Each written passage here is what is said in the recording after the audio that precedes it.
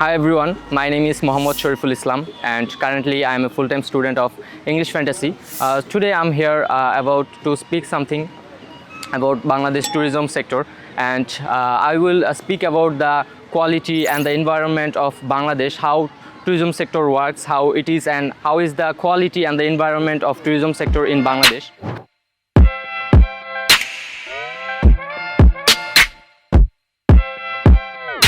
I think Bangladesh is a riverine country and it is one of the most densely populated country as well as, but the insane beauty of Bangladesh is over the world, and people all over the world, they came across our country to visit our natural places and environments. And I have visited a lot of places in Bangladesh.